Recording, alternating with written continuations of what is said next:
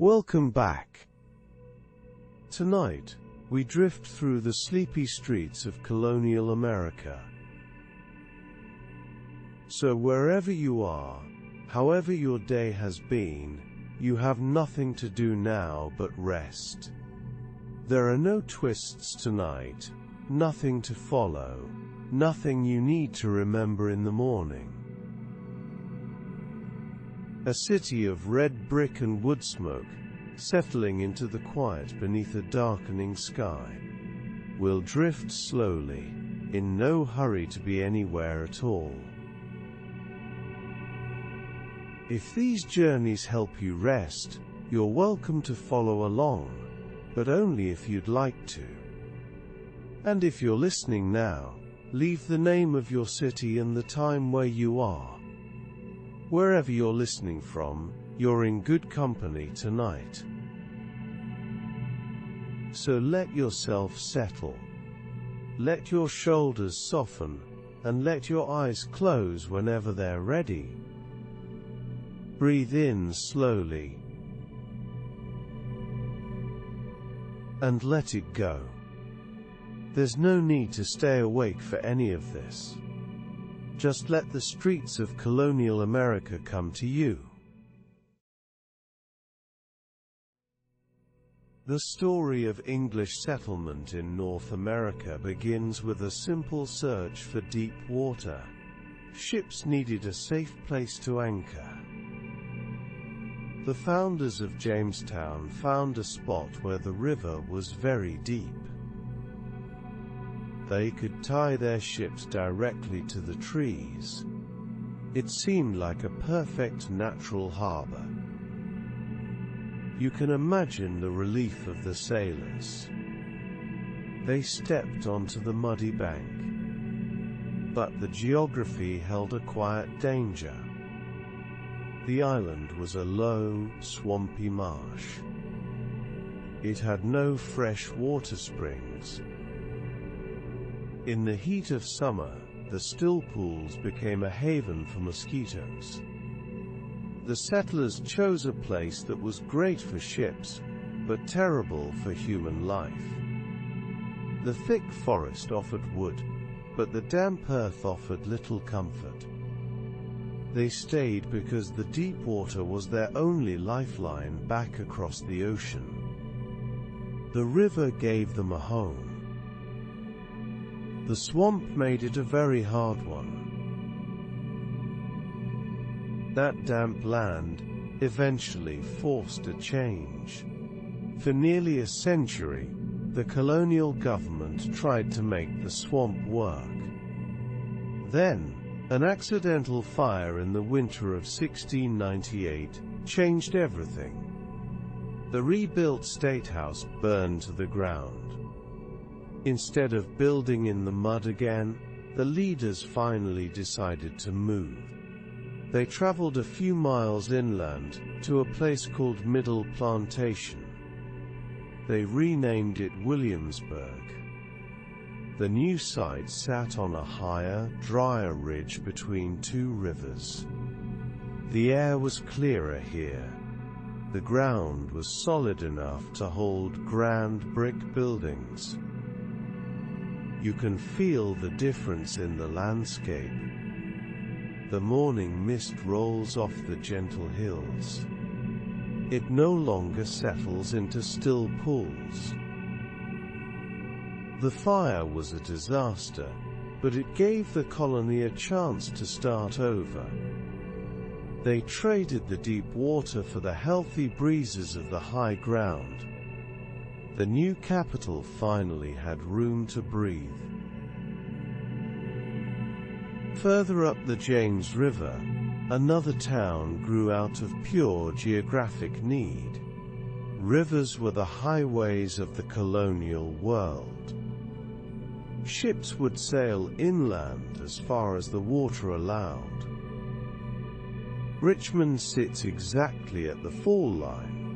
This is the exact point where the smooth river suddenly changes. It turns into a chaotic rush of jagged rocks and shallow rapids. No wooden boat could pass through it. The landscape forced every single ship to stop. Sailors had to tie up at the muddy banks and unload their cargo. Because everyone had to stop here, people built warehouses. Then came taverns, homes and markets. The city grew because the rocks demanded it. You can still hear the rush of the water over those same stones today. The rapids create a constant, soothing roar. The obstacle that frustrated early sailors became the reason the city exists. The river simply refused to let them go any further. North of Virginia, a different kind of planning shaped the land. Most early towns grew naturally along the water. But Annapolis was drawn with a very careful hand. In 1695, a governor named Francis Nicholson wanted to create something grand. He admired the sweeping capitals of Europe. He decided to bring that elegant geometry to the muddy hills of Maryland. He laid out a strange and beautiful system of radial streets. Instead of a simple grid, the roads extend outward like the spokes of a wheel. At the center of these massive traffic circles, he placed the church and the State House. The design forced everyone to look toward the centers of power. Walking through the town today, the curving streets still gently disorient you. The angles are soft and unexpected.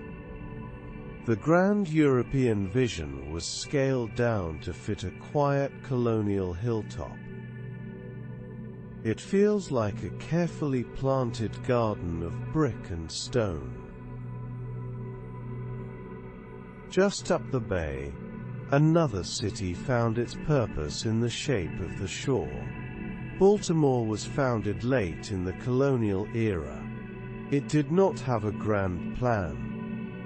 Instead, it had the Patapsco River. The riverbanks here were carved into deep, sheltered coves. These quiet inlets were perfectly shaped for a very specific trade. The calm, deep water allowed shipbuilders to build vessels right on the muddy banks. They began building fast, sleek wooden ships. These ships would soon become famous. The coves protected the fragile wooden ribs from harsh storms, while the ships were being framed. You can almost smell the fresh-cut timber and the hot pitch. The city grew fast, because it knew how to use its natural edges. The water was not just a place to dock. It was a calm, protected workshop. The shape of the river turned quiet coves into the birthplace of beautiful ships. Further north, a terrible memory shaped the streets of a new colony. William Penn designed the famous grid system of Philadelphia as a direct reaction to a nightmare. He had lived through the Great Fire of London. He remembered how the flames leapt across narrow, crowded alleys. When he planned his new city in 1682, he wanted to make sure it would never burn like that. He pictured a green country town. He drew wide, straight streets that would act as natural fire breaks. He included 5 large public squares to give the city open breathing room. The grid was meant to be safe, orderly and peaceful. You can still feel that intention when you stand in one of those green squares today. The wide avenues let the sunlight pour down to the pavement. The design was born from a fear of fire, but it created a feeling of calm space. The city was built to be a quiet refuge. But human nature quickly changed that peaceful vision. The green country town was a beautiful idea, but the merchants had other plans. They completely ignored the grand design when it came to the riverfront. The Delaware River was the source of all wealth and trade. Everyone wanted to be as close to the water as possible. Instead of keeping their large open lots, the settlers began dividing them. They carved tiny alleys and narrow paths down to the muddy banks. The planned green spaces vanished under a messy pile of wooden wharves, barrels and small brick houses. The neat grid dissolved into a crowded, busy waterfront. You can still trace these narrow alleys today. They feel entirely different from the wide avenues just a few blocks away. The grand plan gave way to the messy reality of daily life. The river pulled the city toward it. It bent the perfect geometry into something much more human. A different kind of boundary defined the early shape of Manhattan. The southern tip of the island was a busy Dutch trading post called New Amsterdam. In 1653, the settlers felt vulnerable. They worried about attacks from the British and from Native American tribes. To protect themselves, they built a literal wooden wall across the width of the island. It was a sturdy wall of thick timber logs driven into the dirt. For years, this barrier marked the absolute northern edge of the town. Beyond it lay farms and dense forests. Eventually, the threat passed, and the wall was torn down. But the path that ran alongside it remained. That muddy dirt path became known as Wall Street. Today, the wooden logs are long gone. They are replaced by towering canyons of stone and glass.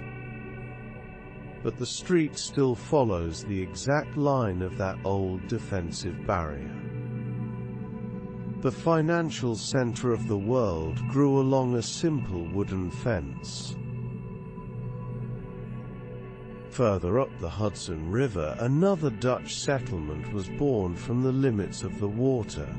The river was a massive highway for the rich fur trade. Dutch ships would sail north, carrying goods to trade for valuable beaver pelts. But the river eventually changes. Near present-day Albany, the deep water simply runs out. The river becomes too shallow for large sailing ships to go any further. In 1624, the Dutch built Fort Orange exactly at this shallow point. They could not sail past it, so they stopped and built a trading post. The Native Americans brought their furs down to this exact spot. The city grew because the water depth demanded a pause. You can stand by the river today and watch the current shift over the hidden sandbars. The shallow water forced two different worlds to meet on the muddy banks. The city exists because the great river finally became too thin to sail. In New England, town planning was often driven by deep faith rather than trade. The founders of New Haven wanted to build a perfect society. In 1638, they laid out their new settlement in a strict geometric grid. They called it the 9-square plan. They carved a perfect square into the forest. Then they divided it into 9 equal smaller squares. The center block was left open for the meeting house and public use. The Puritans believed this rigid geometry reflected the biblical proportions of the New Jerusalem. They wanted their town to mirror the order of heaven. Walking through that central green today, you can still feel the weight of that old belief. The straight lines and right angles were meant to keep the wilderness at bay. The grid was a physical prayer stamped into the dirt. The founders used geometry to bring a sense of divine calm to a wild and unfamiliar landscape. Not everyone fit into those strict Puritan societies. Providence was born entirely from an act of exile. Roger Williams was a minister with radical ideas. He believed in religious freedom and the absolute separation of church and state. The leaders of Massachusetts found these ideas dangerous. In 1636 they banished him into the winter cold. He walked south until he found a quiet river surrounded by dense forests. He bought land from the local tribes and started a new settlement. He named it Providence. He believed a higher power had guided him there. The town became a safe haven for anyone who did not fit in elsewhere. You can still feel a certain independent spirit in the winding streets today. The city was not founded for trade or military defense. It was founded because one man needed a place where he was allowed to think differently. The river offered him a quiet sanctuary. Just south of that sanctuary, another Rhode Island town grew wealthy for a very practical reason. Newport became a massive sea power, simply because of the ocean floor. As merchant ships grew larger in the 18th century, many older New England ports could no longer handle them. The water was just too shallow. But Newport had a naturally deep harbor. The massive wooden vessels could sail right up to the shore without running aground. This simple geographic luck changed everything. Wealth poured into the town. Merchants built grand homes and long wooden wharves. The deep blue water became a magnet for global trade.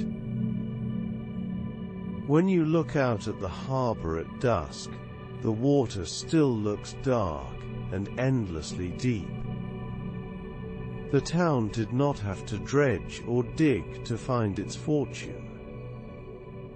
The ocean had already carved out the perfect basin.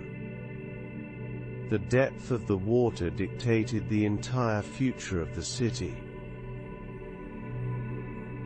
Sometimes, a city is born from a much smaller discovery. The original center of Portsmouth was not chosen for deep water or grand geometry. It was dictated by a patch of wild fruit.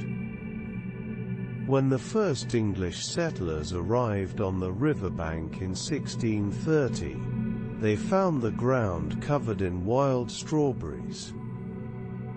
The bright red berries were a welcome sight after a long ocean voyage. The settlers decided to build their first timber houses right there on the grassy bank. They even named the new colony Strawberry Bank. It is a gentle, almost fragile reason to start a town. They did not choose the highest hill, or the most defensible rock. They simply stopped where the earth offered them something sweet. Today the neighborhood still carries that old name. The wild fruit is mostly gone. It is replaced by historic wooden homes. But the city still remembers the quiet afternoon when a patch of berries decided its location. Down the coast, another town was forced to look away from the land entirely. The early settlers of Salem arrived hoping to farm. But the geography of Massachusetts was unforgiving. The soil here was thin, rocky and stubborn. Large-scale farming was nearly impossible. The plows constantly hit buried stones.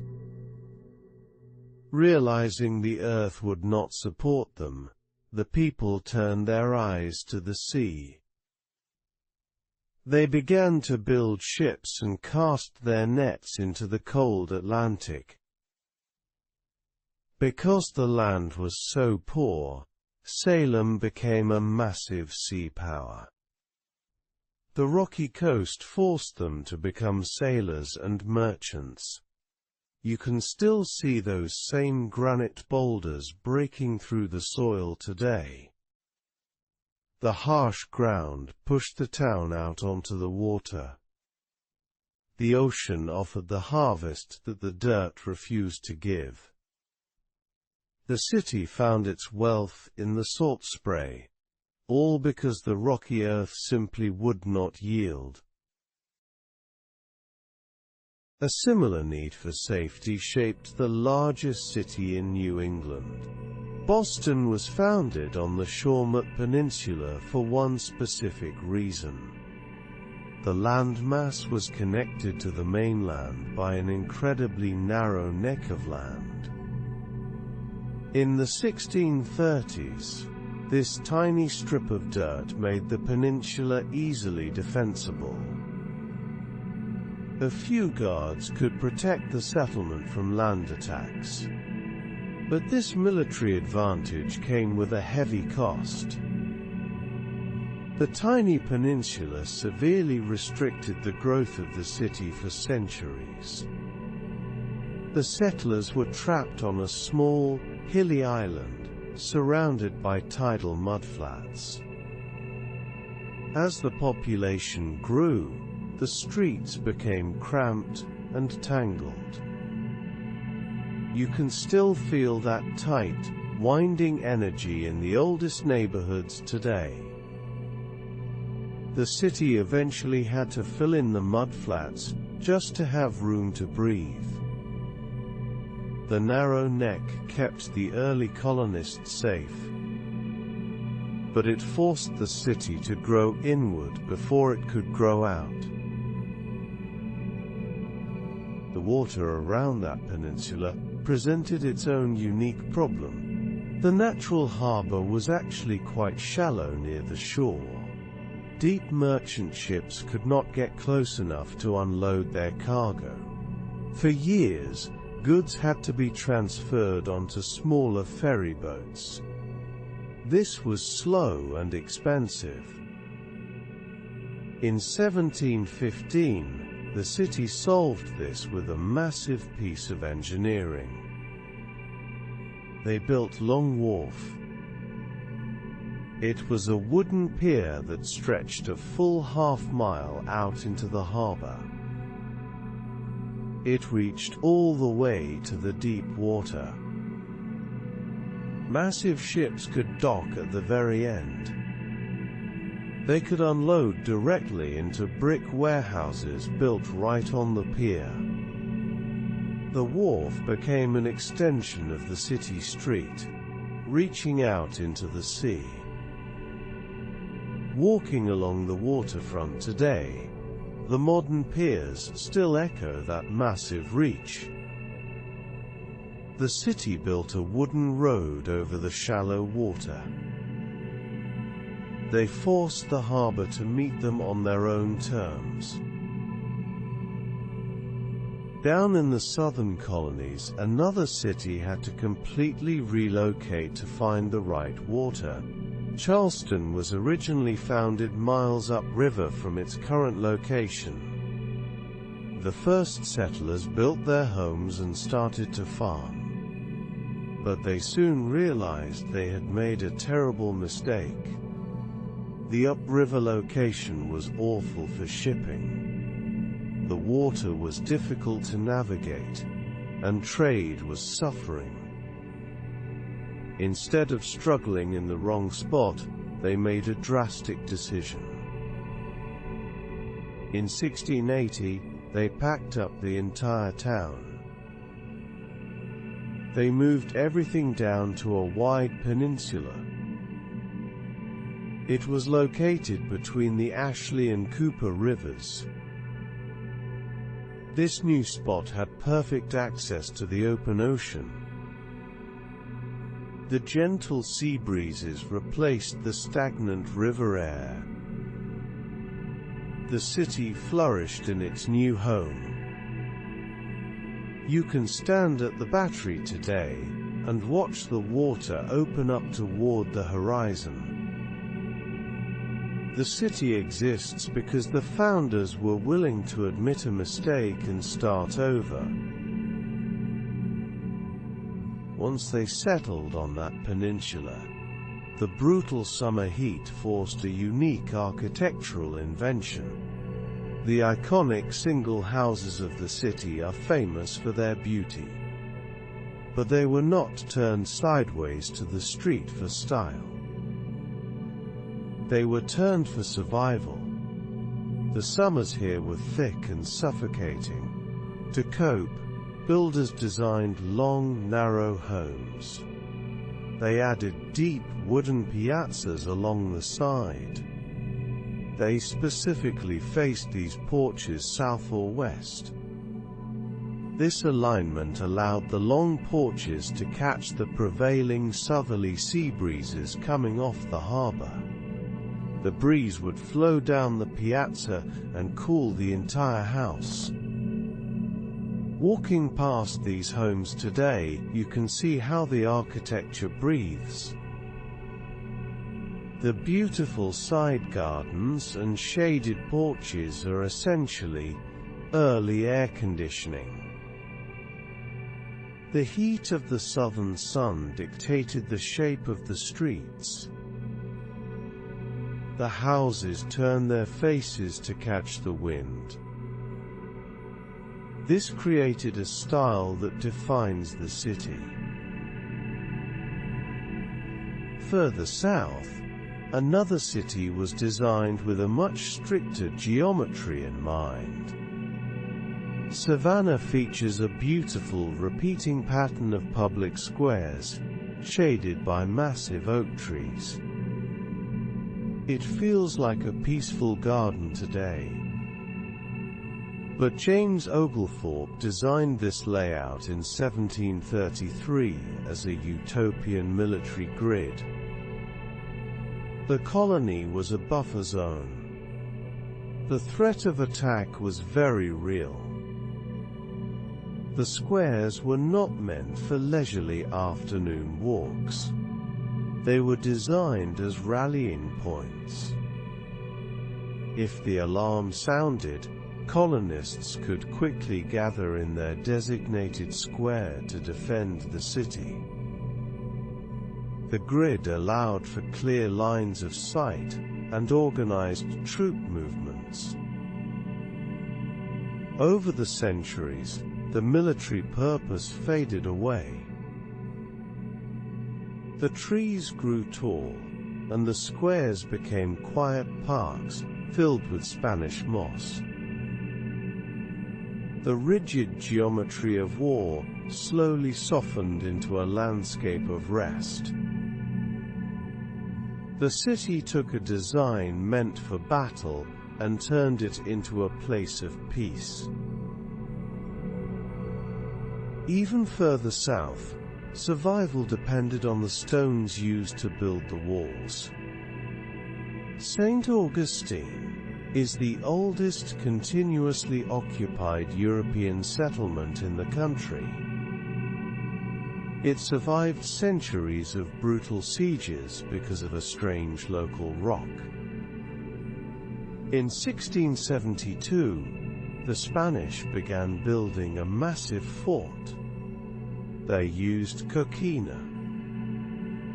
This is a porous rock formed from compressed seashells. It seemed too soft for a fortress. But when enemy ships fired cannonballs at the walls, the rock did not shatter. Instead, the porous shells absorbed the impact. The cannonballs simply sank into the walls, like stones sinking into thick mud. The spongy rock saved the city time and time again. You can still touch those rough, shell-filled walls today. They feel warm and textured under your hand. The city did not survive because its walls were impossibly hard. It survived because the walls were soft enough to swallow the iron of its enemies. On the Gulf Coast, the weather was a much more relentless enemy than any navy. The settlement of Pensacola had to move multiple times, just to survive the wind and water. The early Spanish colonists tried building on different barrier islands and exposed shorelines. But the Gulf of Mexico is unforgiving. Time after time, massive hurricanes would sweep in. They would completely wipe out the wooden settlements. The storms erased years of hard work in a single night. Finally, in 1752, the survivors gave up on the exposed islands. They moved the entire colony inland to the current, more protected bay. The deep curve of the land offered a shield against the worst of the wind. When you watch the calm water of the bay today, it is hard to imagine those early, violent storms. The city finally found peace, only after the ocean repeatedly forced it to retreat to safer ground.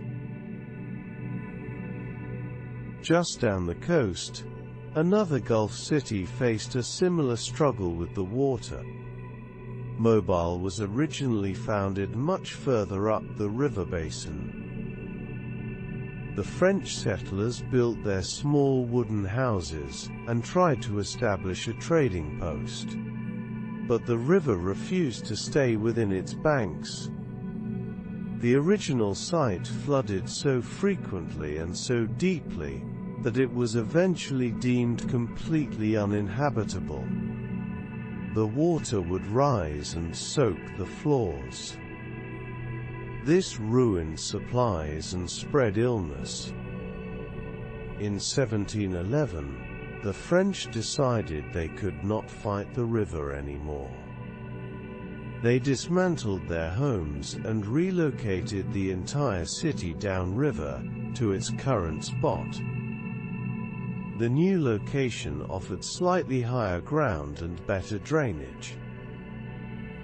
You can still feel the heavy, humid presence of the river in the air today. The city learned early on that you cannot force water to obey. You simply have to move out of its way and find a drier place. The most famous city on the Gulf Coast was also defined by the constant threat of flooding. New Orleans sits in a precarious bowl of swamp and river water. In 1718, French engineers were searching for a place to build a new port. They traveled along the muddy Mississippi River, looking for any solid ground. They finally found a natural dirt levee. It was a slight ridge created by centuries of river silt. It was the highest natural point in the area. It was the only spot that did not immediately flood during the spring rains. They built the French Quarter exactly on this narrow ridge. The entire historic heart of the city exists because of a few extra feet of dirt. When you walk through those vibrant streets today, you are walking on that original natural levee. The music and the architecture all rest on a tiny sliver of high ground, surrounded by the water. Far to the north, French settlers used a very different strategy to share the water. The early layout of Detroit was defined by a unique agricultural system called ribbon farms. In 1701, the river was the only reliable road through the dense northern forests. It also provided the only fresh water. To ensure that every single farmer had access to the riverbank, the land was divided into extremely long, narrow strips. These ribbons of land stretched far back into the woods, but each one had a tiny slice of the waterfront. The houses were built close together along the water's edge. This created a tight, connected community. You can still see the ghost of this pattern in the modern street grid today. Many of the long, straight avenues follow the exact property lines of those old farms. The city grew outward along those narrow ribbons, forever tied to the flow of the cold river. In the far west, water was scarce, and the landscape presented an entirely different challenge. The Spanish colonists who founded Santa Fe in 1610 did not build on a riverbank or a coastline. They chose a high-altitude valley surrounded by snow-capped mountains. The harsh deserts below were brutally hot and difficult to defend. The high valley offered a cooler, more forgiving climate. The ring of mountains provided a natural fortress. This made it a safe administrative hub for the vast territory. The air up here is thin, crisp, and incredibly clear. You can feel the elevation in the cool evening breezes. The low adobe buildings were designed to blend into the earth. They held the warmth of the sun through the cold mountain nights. The city feels hidden away, resting quietly in its high basin. It was placed near the clouds because the desert floor was too harsh a place to call home.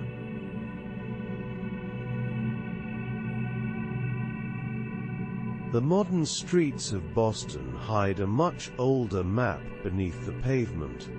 The original colonial shoreline is entirely gone now. It lies buried deep under acres of modern landfill. But if you walk near Faneuil Hall today, you can still find the old edge of the sea. Look down at the concrete sidewalk. You will see a subtle brass line embedded right into the ground. This thin metal marker traces the exact path where the harbor water used to lap against the shore. Centuries ago, wooden ships docked right at this invisible boundary. Now thousands of people walk over it every day without noticing. The brass catches the late afternoon light just for a moment. It is a quiet reminder that the solid ground beneath your feet was once open ocean. The city simply grew outward, pushing the tide away. Yet the old shape of the land is still there, waiting to be found. Just a short walk away, another piece of the past stands quietly in the shadows. The old State House was once the proud seat of colonial government. Today it sits completely dwarfed by towering glass skyscrapers. The modern city has grown up all around it, boxing in the small brick building. But the old structure holds its ground with a quiet dignity. If you look up at the roof, you can still see the golden lion and unicorn. These bright figures represent the British Crown. They have watched over the street for hundreds of years. The glass towers reflect the changing sky, but the brick walls stay exactly the same. It feels strange to see such a small, ornate building trapped in a canyon of modern steel. Yet it anchors the busy street. The golden statues catch the morning sun, gleaming brightly against the dark glass of the new world above them. A few blocks over, King's Chapel shows how hard it was to build this early city. The dark, heavy walls are made from roughly squared blocks of Quincy granite. In the 18th century, stonemasons did not have modern tools to cut such hard rock. Instead, they used a clever and dangerous method. They heated the granite with fire until it was incredibly hot. Then, they dropped heavy iron balls directly onto the stone. The sudden shock caused the rock to split apart. You can still see the rough, uneven texture on the exterior walls today. The stone looks natural and unpolished under the soft daylight. It gives the chapel a heavy, permanent feel. When you touch the cold granite, you can almost feel the massive effort it took to shape it. The building stands as a quiet monument to the sheer physical labor of those early colonial workers. Tucked away in the north end, the Paul Revere House holds on to an even older detail. Most colonial homes eventually updated their windows to slide up and down. But this dark wooden house still has its rare 17th century glass. The windows are made of tiny diamond-shaped panes held together by strips of lead. This is a medieval style of building that mostly vanished as the colonies grew. Today, those small glass diamonds reflect the modern street outside. They warp the light slightly, making the passing cars look like blurry paintings. The leaded glass gives the house a closed, secretive feeling. It is easy to imagine the warm glow of a candle shining through those tiny panes on a cold winter night. The rest of the neighborhood has changed completely. But these delicate windows have somehow survived, offering a literal lens into a much older version of the world. Further up the coast in Salem, old houses hide secrets on the inside. The House of the Seven Gables is a dark, sprawling wooden structure from the 17th century. The rooms are dim, and the floorboards creak under your feet. If you stand next to the massive brick fireplace, you might notice the wood paneling on the wall. Behind those simple wooden boards lies a secret, narrow brick staircase. It is hidden entirely from view. The stairs twist tightly upward through the dark center of the house. They were built during a time when people felt the need to hide. Today, the hidden door blends perfectly into the quiet room. You would never know it was there, unless someone showed you. The house keeps its secrets well. The dark wood and heavy bricks absorb the sound, leaving the hidden staircase waiting silently in the shadows, just out of sight.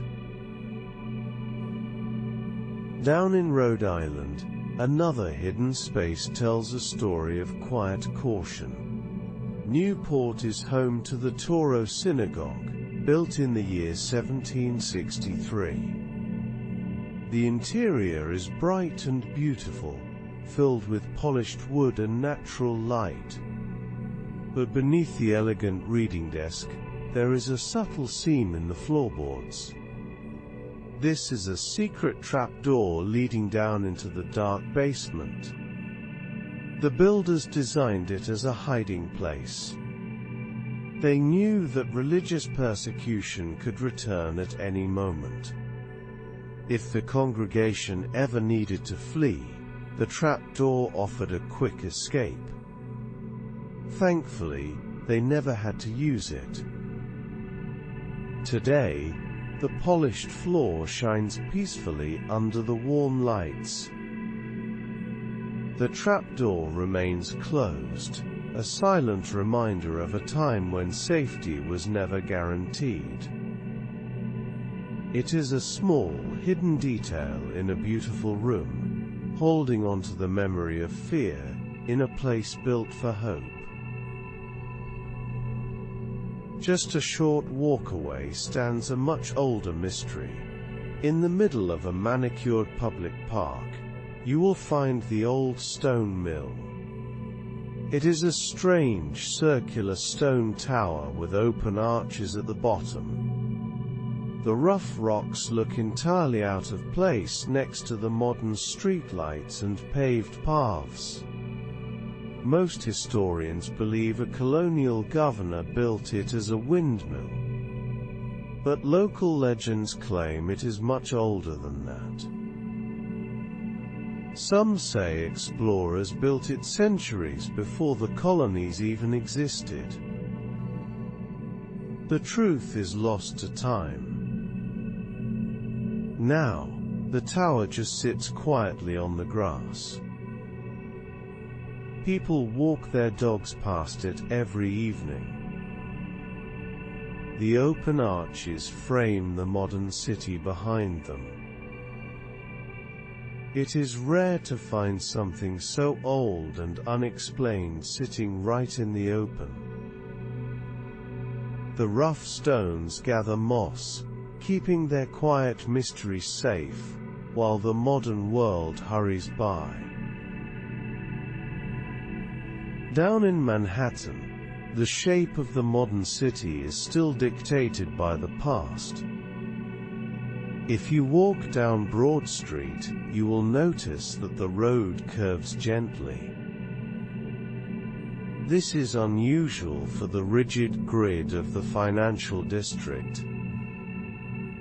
The gentle curve exists because the modern asphalt was poured directly over a buried Dutch canal. Centuries ago, small boats floated right down the middle of this path. The water was eventually filled in with dirt and paved over. But the street kept the exact shape of the old waterway. Today, people in business suits hurry along the curving sidewalk.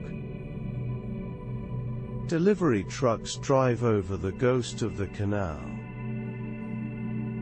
The water is gone, but its memory still bends the concrete.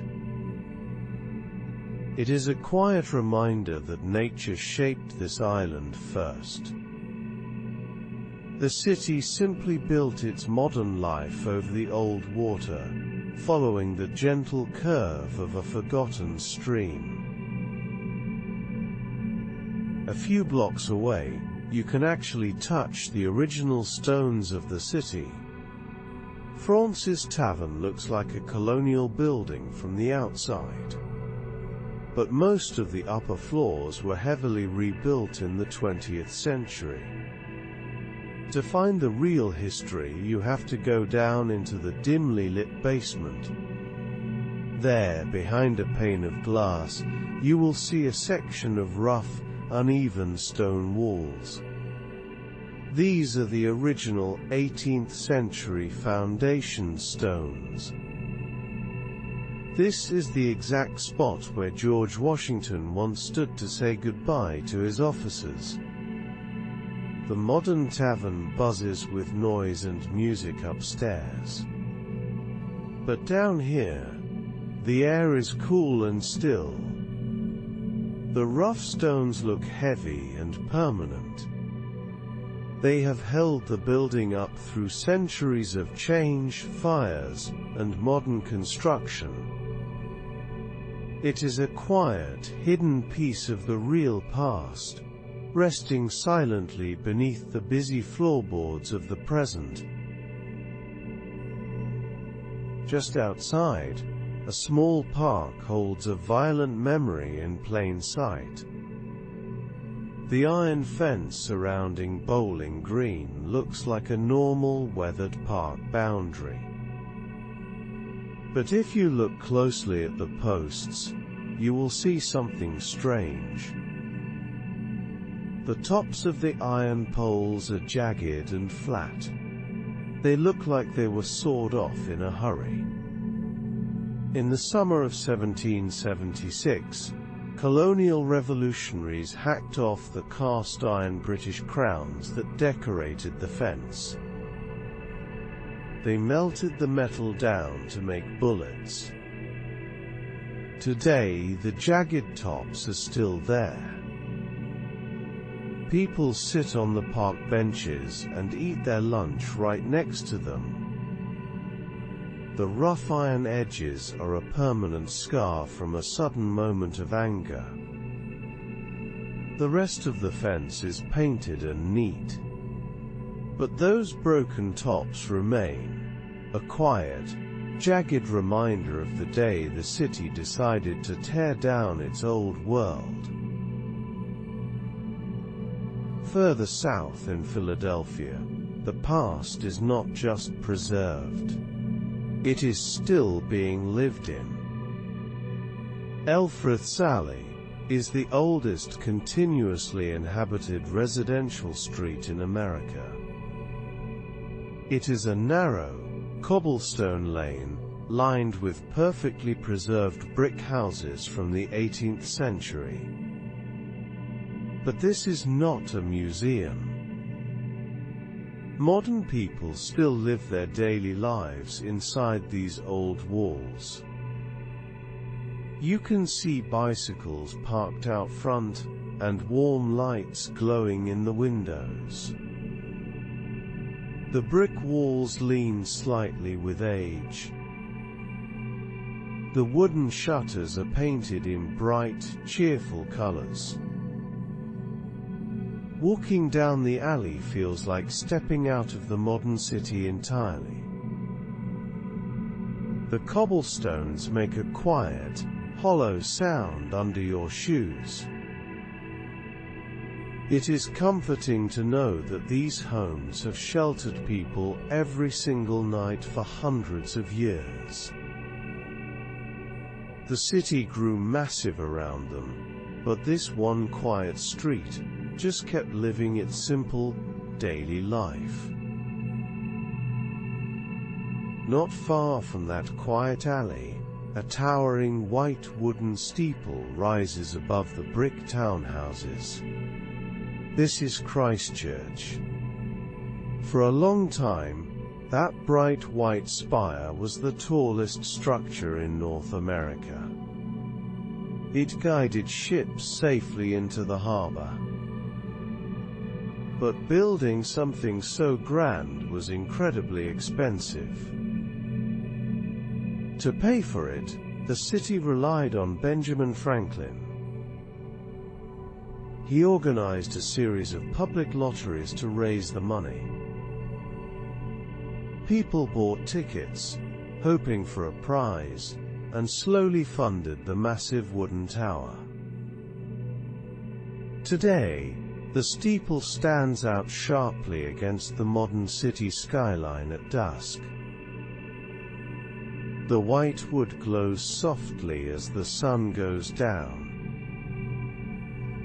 It is a beautiful piece of architecture, paid for by the small gambles of ordinary people.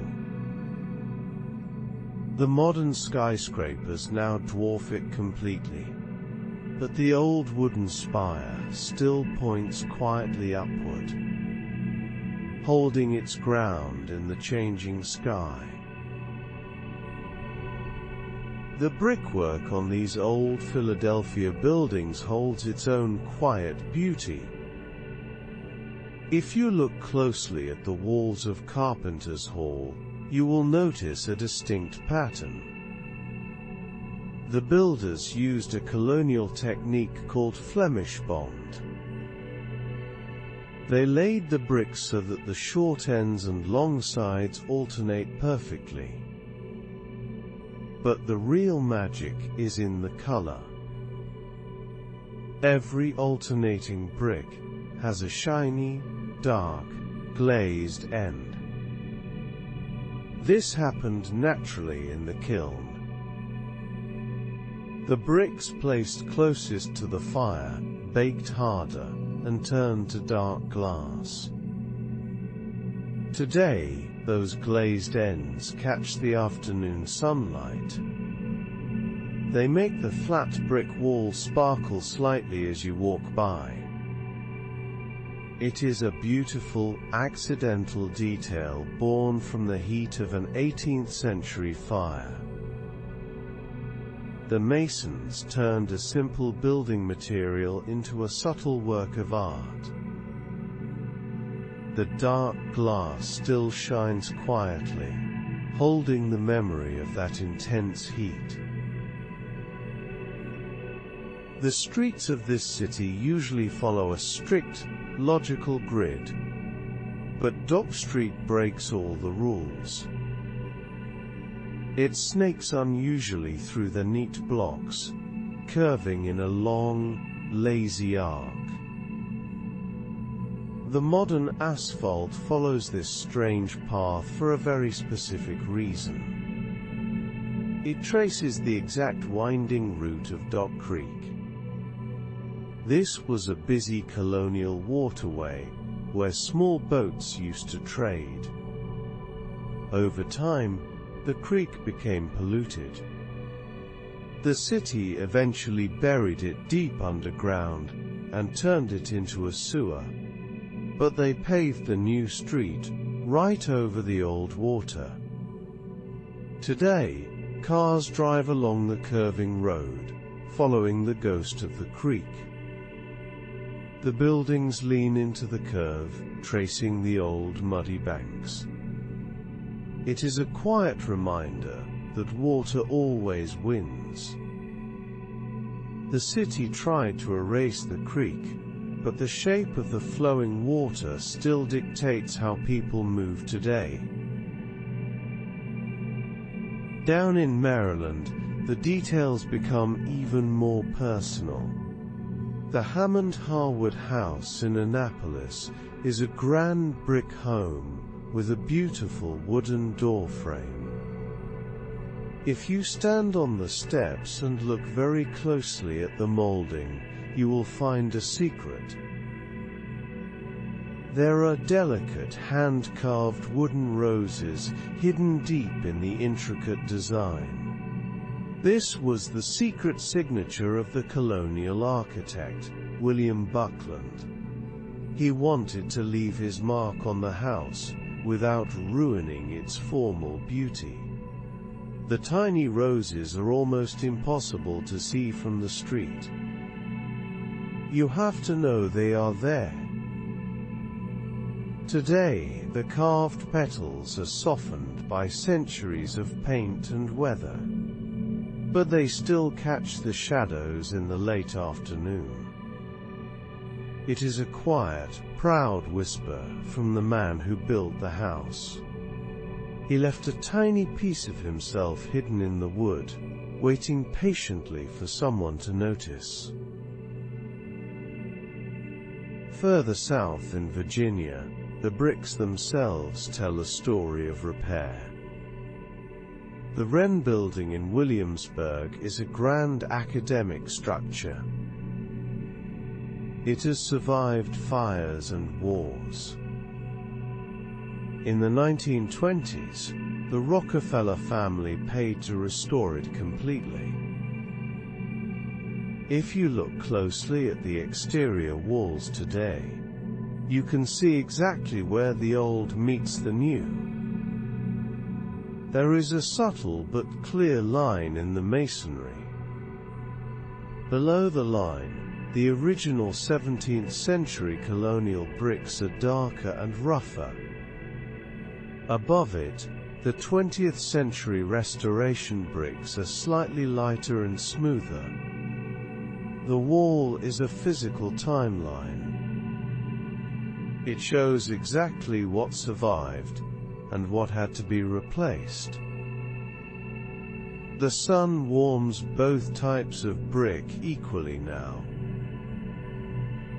The mortar holds the two different centuries together in perfect silence. It is a gentle reminder that cities are always being rebuilt, piece by piece, resting on the foundations of the past. In Richmond, an old wooden church holds a clever piece of colonial engineering. Inside St. John's Church, the air is quiet and still. If you look up at the elevated pulpit, you will see a large, flat wooden canopy suspended directly over it. This is the original sounding board. Before microphones existed, it was hard for a speaker to be heard in a crowded room. This flat wooden roof acted as an acoustic mirror. It caught the preacher's voice and bounced it outward to the congregation.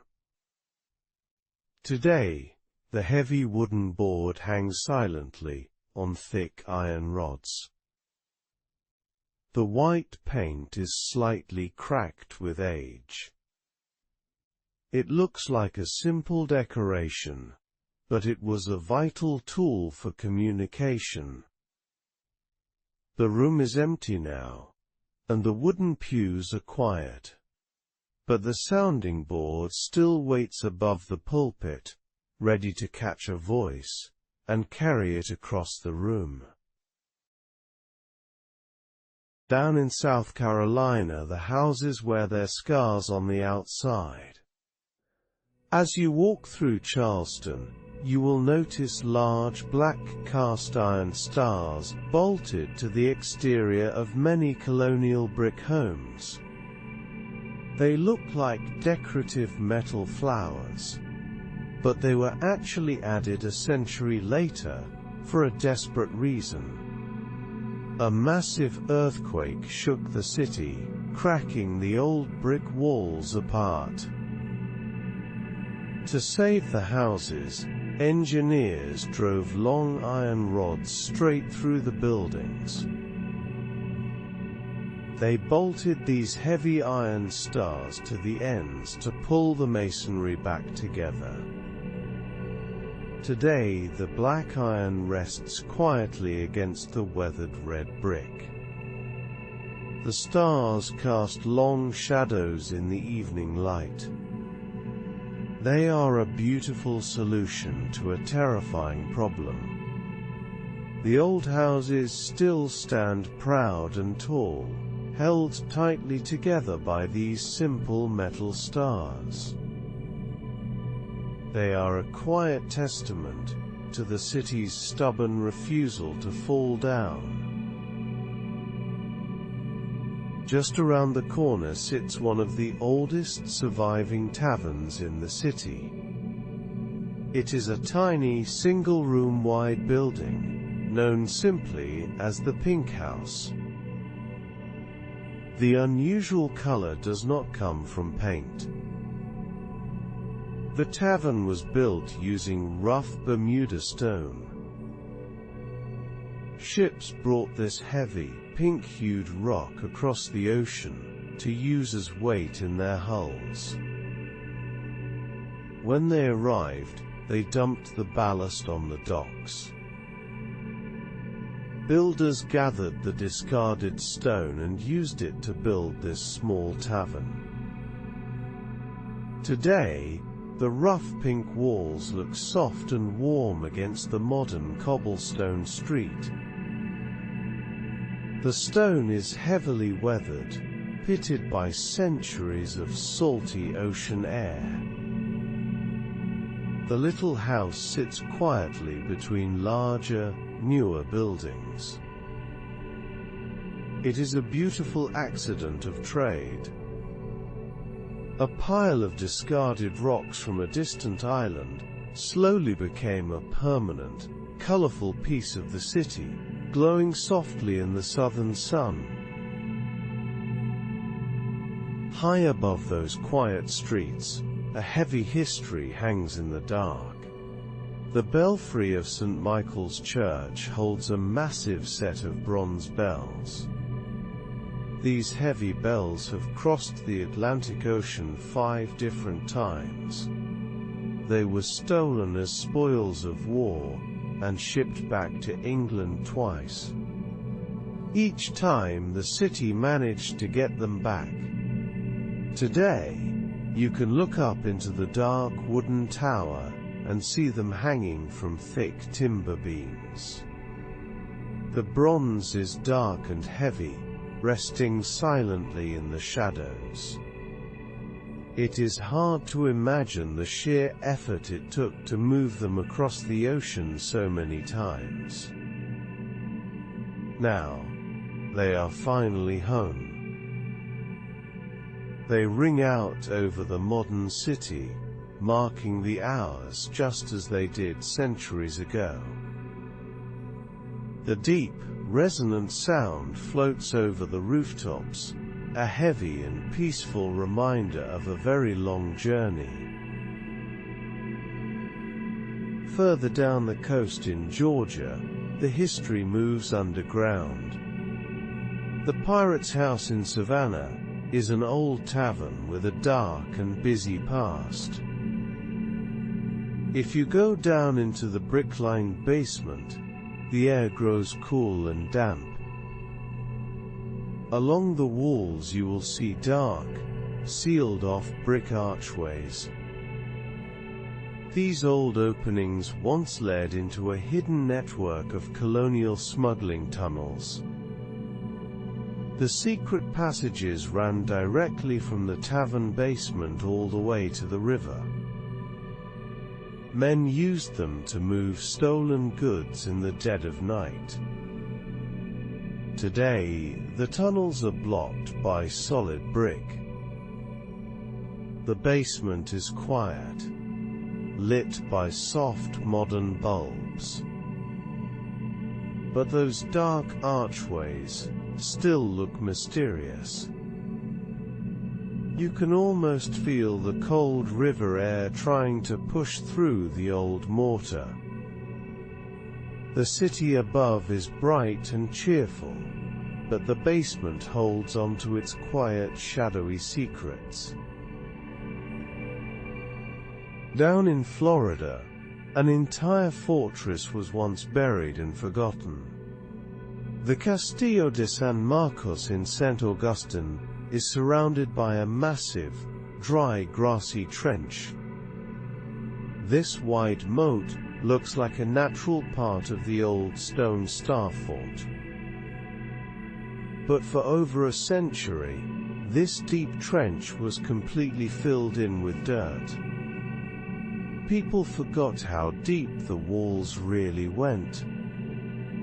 Eventually, the city decided to re-excavate the site.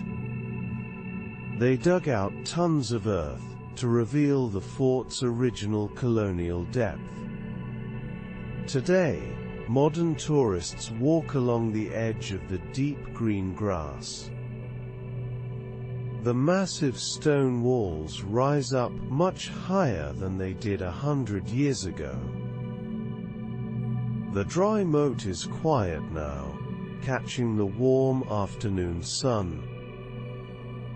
It is strange to think that such a massive piece of architecture was simply buried and ignored.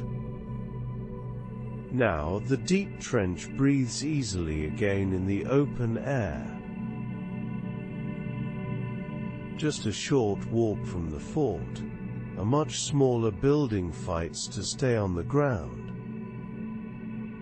The oldest wooden schoolhouse is a tiny, weathered structure made of red cedar. It looks incredibly fragile next to the stone fort. To keep it safe, the owners wrapped a massive heavy iron chain entirely around the outside of the building. They anchored the thick metal links deep into the ground. This heavy chain prevents the little wooden house from floating away during severe hurricanes. Today, the dark iron rests heavily against the soft, silver-gray cedar boards. The chain looks like a giant, protective hug. The little schoolhouse has survived centuries of brutal storms because of this simple, heavy anchor.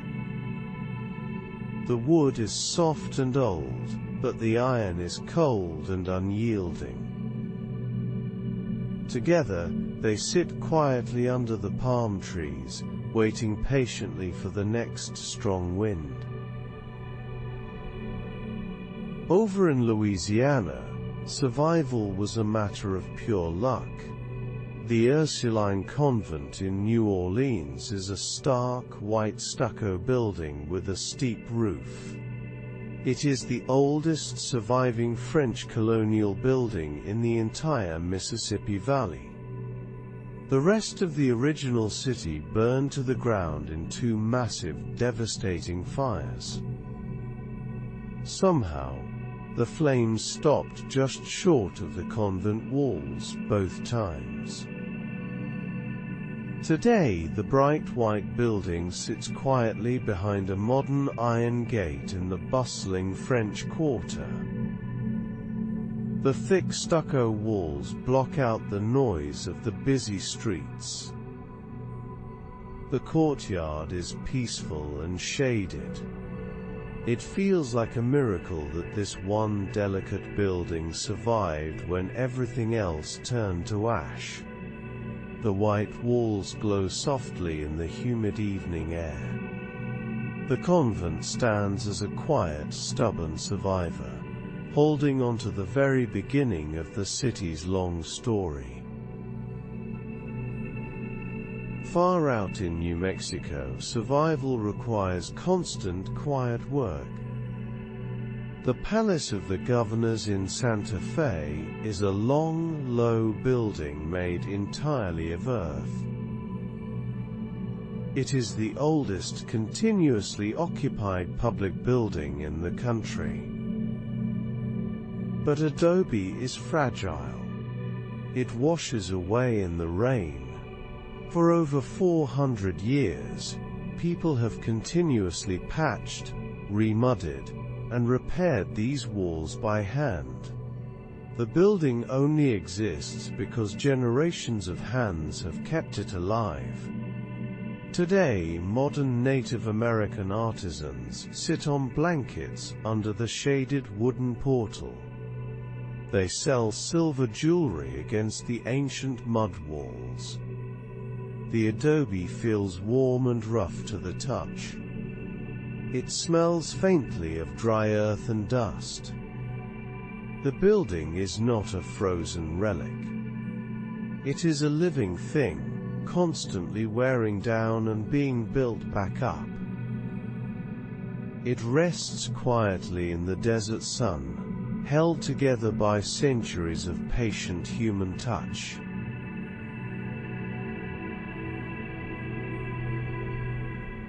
Before the city wakes, Boston Common offers a quiet morning sanctuary. The mist hangs low over the grass. The paths are mostly empty. You can hear the soft crunch of footsteps on the gravel. This peaceful green space has been here for a very long time. It was first set aside in the 1630s. Back then, it was a shared pasture for colonial families. They brought their cattle here to graze.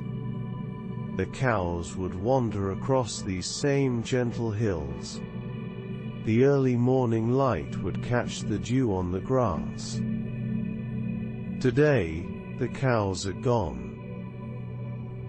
But the quiet feeling remains. The city grew up all around this open space. Tall buildings now frame the edges of the park. Yet the center stays calm and still. It is a place to breathe before the busy day begins.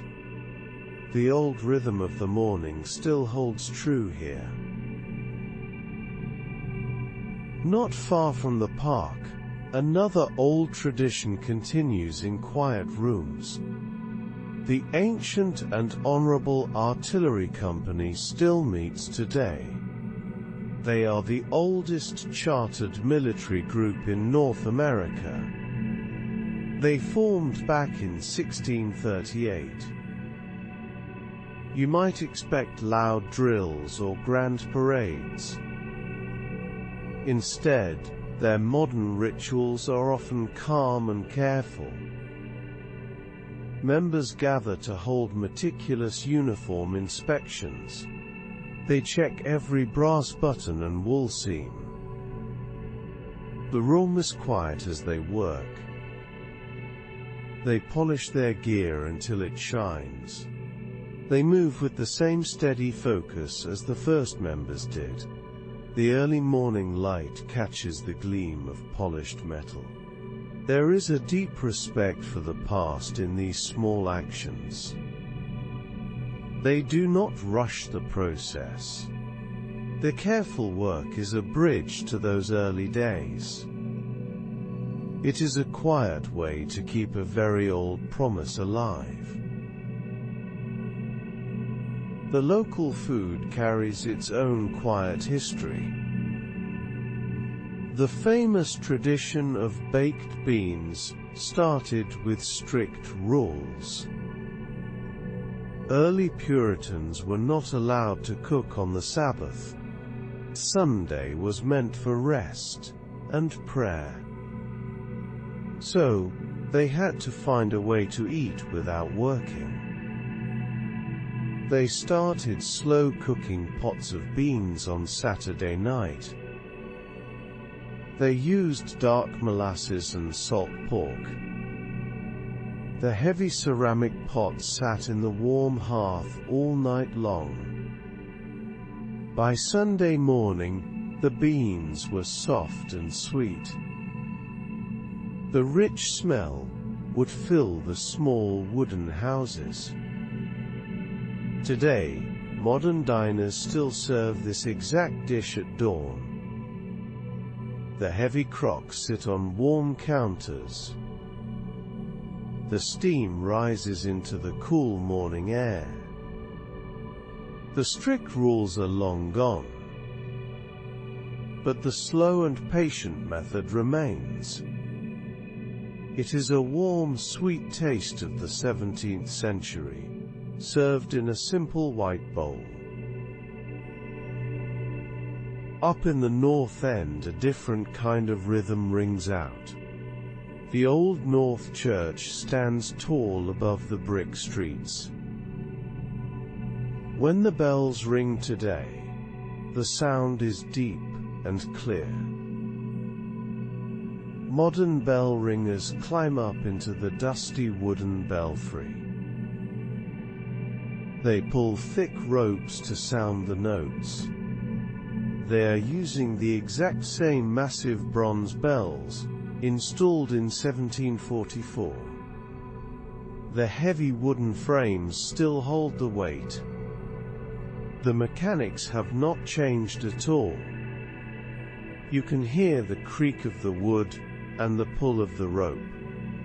The sound washes over the neighborhood, just as it always has. It marks the passing of the hours. The ringers work together in a smooth, practiced dance. They feel the heavy pull of the bronze. The deep tones echo down the narrow alleys. It is a sound that has anchored this place for centuries. Just up the coast, Salem settles into a deep winter quiet. The busy tourist season fades away with the autumn leaves. In the off-season, the streets grow still and empty. Snow falls softly on the steep roofs of 17th-century wooden houses. These dark, weathered homes stand silently in the cold. They offer a stark reminder of the past. This was an isolated place during the harsh winter of 1692. The dark wood siding absorbs the pale winter light. Small windows glow with warm, modern lamps inside. But the shape of the houses remains unchanged. You can almost feel the old paranoia in the sharp winter wind. The cold air makes the wooden frames creak. The modern town fades into the background. The snow covers the modern roads and sidewalks. For a few quiet months, the old village feels very close to the surface. Further south, the light begins to fade over Newport Harbor. Modern sailing yachts glide silently through the calm water at twilight. Their tall white sails catch the last pink rays of the sun. The water laps gently against the wooden docks. These sleek boats are following a very old path. They move through the exact same natural deep water channels used centuries ago. Heavy colonial merchant ships once relied on these safe routes. The deep water allowed them to reach the docks without running aground. The harbor naturally protected them from the rough ocean winds. Today, the heavy wooden ships are gone, but the shape of the sea floor remains the same. The modern captains steer by the same invisible lines. The water turns a deep, inky blue as night falls. The harbor lights begin to reflect on the gentle waves. The old maritime rhythms still guide the way. Down in New York City, The morning rush finally slows down. Wall Street workers step outside for a quiet lunch break. They find a peaceful spot in the Trinity churchyard. They sit on wooden benches under the shade of old trees. They eat their sandwiches in the middle of the busy financial district. All around them are weathered 18th-century gravestones. These carved markers belong to the colonial elite of the city. The stone is soft and worn by centuries of rain. The tall modern skyscrapers loom high above the small green space.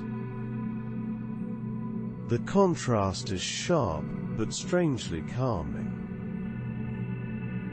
The noise of the traffic feels a little further away here. The old stones remind you that the city has many layers. People have walked these same blocks for hundreds of years. The quiet lunch hour is a small pause. It is a brief rest among the very first residents. In a quiet park pavilion nearby, a different rhythm is waking up. A single drummer sits alone, tuning a traditional African hand drum. He taps the skin gently, listening to the pitch. This is the quiet start of the Pinkster Festival. It began long ago as a Dutch colonial spring holiday, but it was adopted and changed by enslaved Africans. They turned it into a vibrant celebration of music and dance. Today, the festival is quietly revived each spring. Before the crowds arrive, the space is peaceful. The drummer warms up his hands in the cool morning air.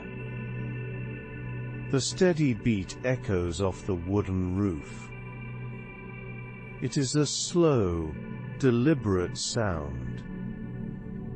The festival will soon be loud and full of life.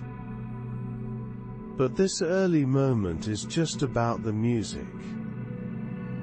It is a direct link to the people who kept their culture alive in a new world.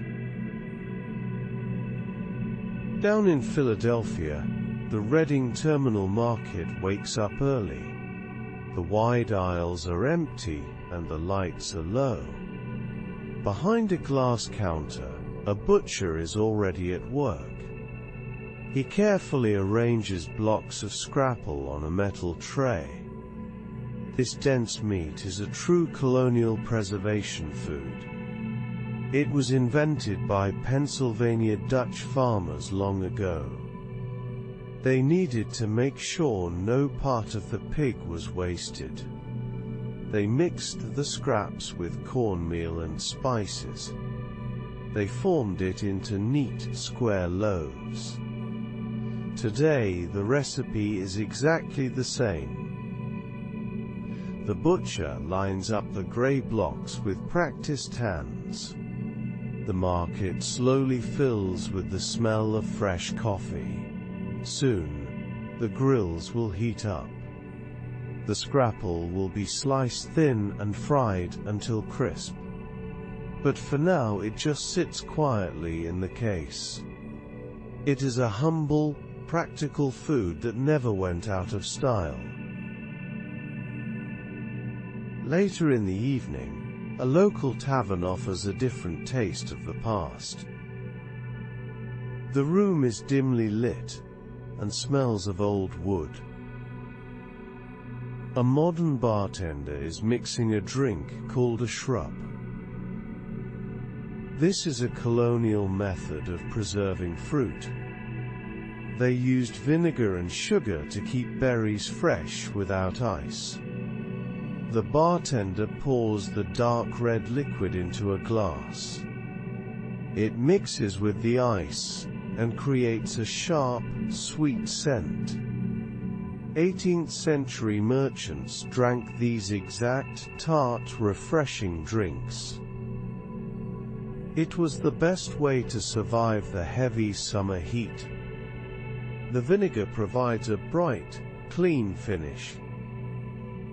The bartender stirs the glass slowly. The ice clinks against the sides.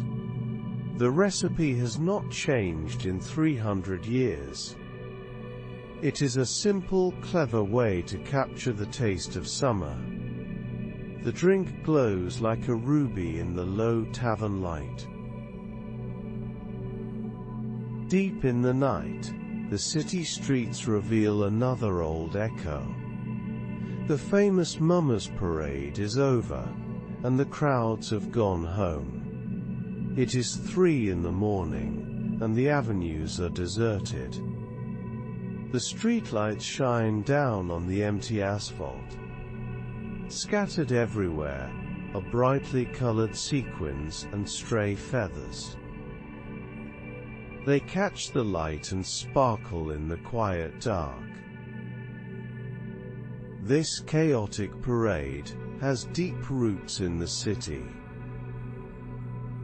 It comes from colonial Swedish and British working-class traditions. They used to dress up and visit neighbors to celebrate the new year. The modern parade is loud and massive, but the aftermath is completely still. The wind blows a few feathers down the block. The colorful debris is the only proof that the party happened. It is a quiet, beautiful mess. The old tradition sleeps for another year, leaving its bright marks on the cold city streets. In the historic Society Hill neighborhood, the night is very quiet. The streets are paved with uneven cobblestones.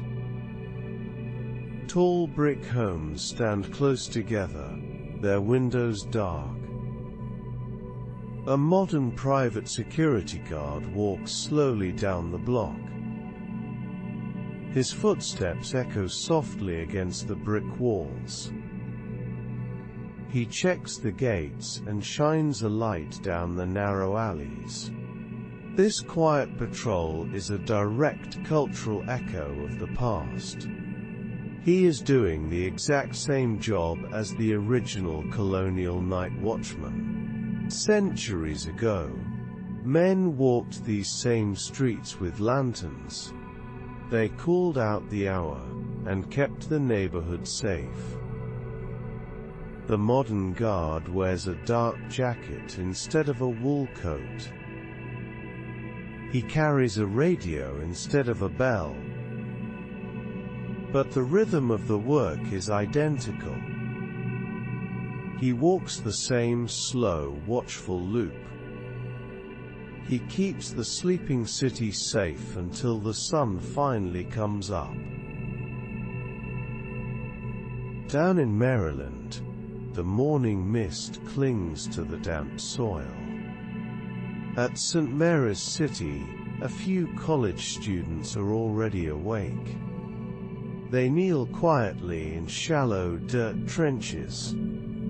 The sun is just starting to warm the ground. They are archaeology students, continuing a slow, daily ritual.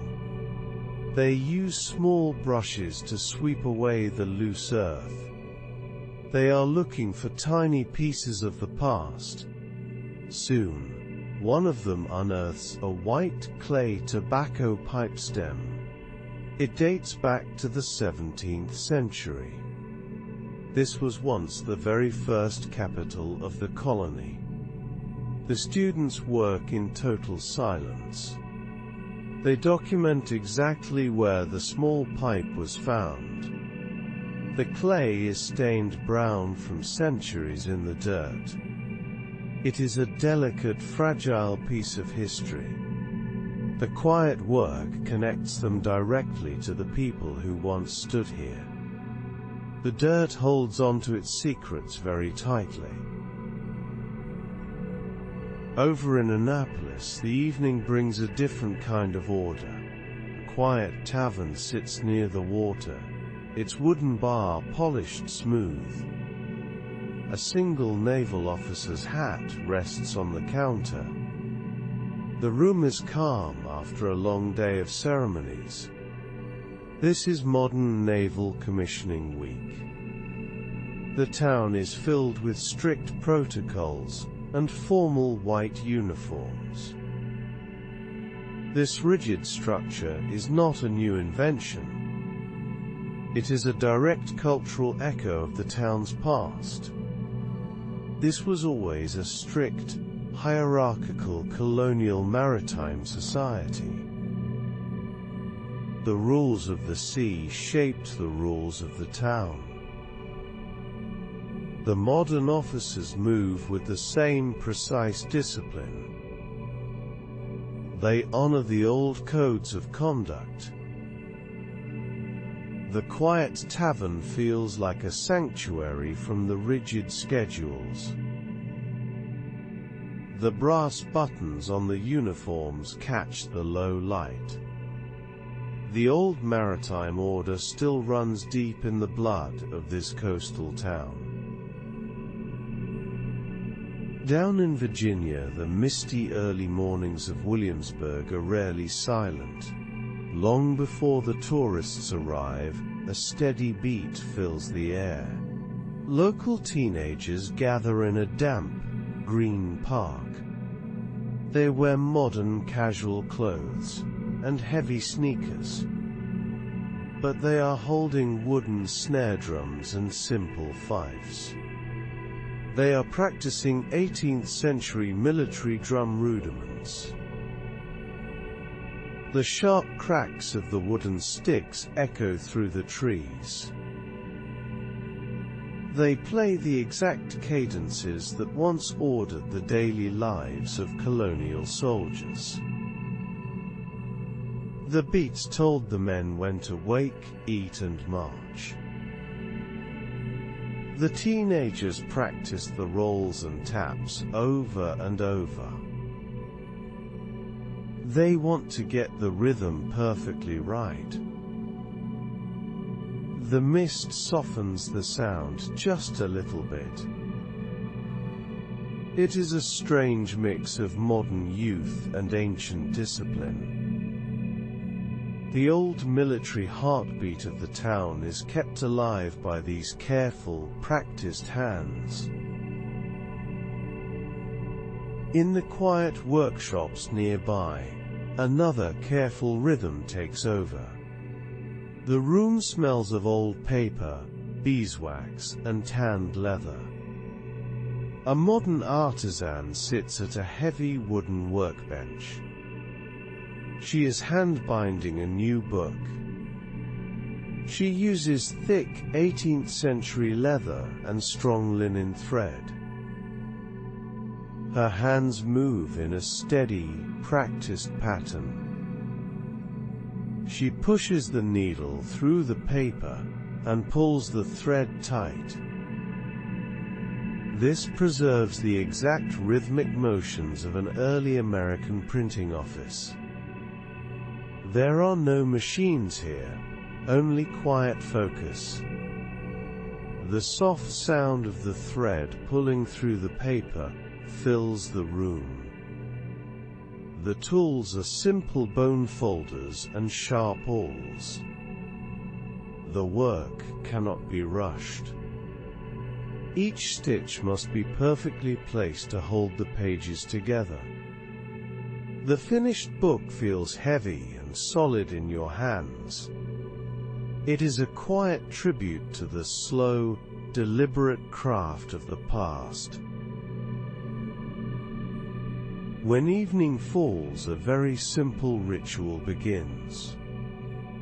The grand illumination is a famous local event, but it starts with a single quiet action. Someone places one lit candle in the window of a dark brick house. The warm electric glow shines through the multi-paned glass. This was an 18th century method of celebrating major news. If there was a military victory or a royal birth, the candles went up. It was a way to share joy in the dark, before streetlights existed. Today, the single candle waits for the larger festivities to begin. The soft light spills out onto the cold brick sidewalk. It looks welcoming and safe. Soon, the sky will fill with fireworks and music. But this first moment is entirely peaceful. The small flame pushes back the winter dark. It is a quiet signal that something good is about to happen. In Richmond, the local cafes offer a warm, quiet comfort. A bowl of traditional peanut soup sits on a modern table. The soup is thick, creamy, and a pale golden color. It is garnished with a sprinkle of crushed nuts. The steam rises gently, carrying a rich, earthy scent. This dish is a true colonial Virginia staple. But it was born entirely from the agricultural knowledge of enslaved Africans. They knew how to grow and cook the peanuts perfectly.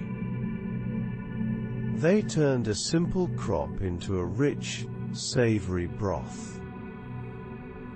Today it is served quietly in bright, modern dining rooms. The smooth texture is deeply comforting on a cool day. The flavor is complex, with hints of onion and warm spices. It is a quiet bowl of history, eaten slowly with a silver spoon. The recipe survived because it was simply too good to ever be forgotten. Further south in Charleston, the afternoon sun warms the sidewalks. A Gullah Geechee artisan sits quietly in a folding chair. She is weaving a sweetgrass basket. Her hands move with incredible speed and grace. She uses dried sweetgrass and stiff palmetto leaves. She is using the exact same coiled techniques brought over by enslaved West Africans. This method is 300 years old. The grass smells sweet and earthy in the warm air. She uses a simple tool made from a spoon handle to push the leaves through. The basket slowly takes shape, tight and perfectly round. The city traffic moves past her, but she stays focused on the rhythm.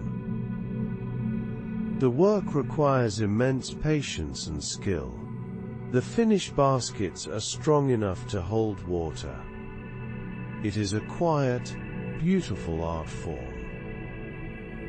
The knowledge is passed down from hand to hand, never written in a book.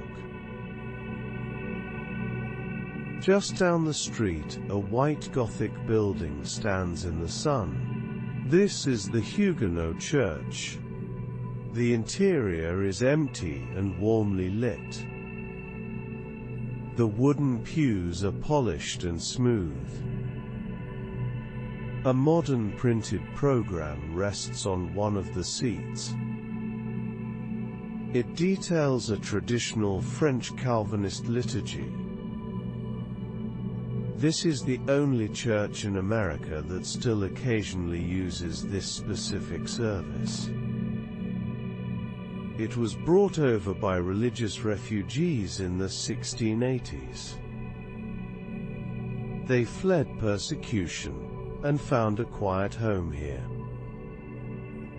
The church is completely silent right now. The light filters through the tall, clear windows. You can almost hear the echo of the old French prayers. The space feels calm and deeply grounded. The refugees built this place to protect their faith. The modern services honor that long journey. It is a rare, quiet survival of a very specific colonial rhythm, hidden in plain sight. When evening arrives, the upscale restaurants open their doors. The dining rooms are dimly lit and very quiet. A modern sommelier stands by a table, holding a dusty bottle. He pours an amber-colored wine into a crystal glass. This is Madeira. It is an oxidized, fortified wine with a rich, nutty scent. It became the drink of choice for colonial elites, for a very strange reason. The hot, rocking ocean voyage actually improved its flavor. The heat of the ship's hold baked the wine perfectly. The long journey made it smooth and complex. Today, the sommelier pours it carefully. The wine catches the candlelight in the glass. It tastes of caramel, dried figs and old wood. It is a slow drink, meant to be sipped at the end of a long meal. The warm, heavy flavor is a direct taste of the old maritime trade routes. Down the coast in Savannah, a massive party leaves a quiet trace. The city hosts a huge St. Patrick's Day celebration every year. This traces back to the earliest Irish colonial immigrants who settled here. They brought their traditions to the warm southern coast. The modern parade is loud, crowded and full of music. But the ritual ends very quietly at dawn. The streets are empty, and the sky is pale gray. A city sanitation worker pushes a wide broom over the cobblestones. He is quietly sweeping up thousands of green plastic beads. The plastic clatters softly against the old stones. The modern streetlights buzz gently overhead. The wild energy of the festival is completely gone. Only this slow, steady cleanup remains. The worker moves down the block, restoring order to the historic squares. The city slowly wakes up, clean and ready for a normal spring day. Further south in St. Augustine, the ocean breeze cools the town. A modern restaurant table overlooks the calm water. A steaming bowl of red, tomato-based clam chowder sits on the table. This is the signature Minorcan chowder. It gets its unique, sharp heat from the datil pepper. This is a fiery little chili, with a sweet, fruity flavor. It was brought to the colony by indentured servants in the 1700s. They grew the peppers in small backyard gardens. The bright red soup smells of the sea and warm spices. The heat builds slowly as you eat it. It is a very different rhythm from the creamy northern chowders. The spicy broth reflects the warm southern climate. The small peppers are still grown locally today. They are a quiet, spicy legacy of the people who worked the land. The warm bowl is perfect as the sun goes down. Over in New Orleans, the bakeries wake up long before the sun. It is 4 in the morning, and the kitchen is warm and bright. A baker stands at a wide wooden table. He is dusting a ring-shaped brioche with purple, green, and gold sugar. This is the famous king cake. The tradition is a direct descendant of French colonial Epiphany celebrations. The modern ritual happens quietly in these early hours. The chaotic carnival season has not yet begun. The baker moves with practiced, steady hands. The sweet smell of cinnamon and baking bread fills the room. He carefully hides a small plastic baby inside the dough. The bright sugar sparkles under the kitchen lights. The streets outside are completely dark and silent. This quiet baking is the true start of the season. It is a peaceful moment before the loud music and parades take over the city. Far out in Santa Fe, the high desert air is crisp and cold.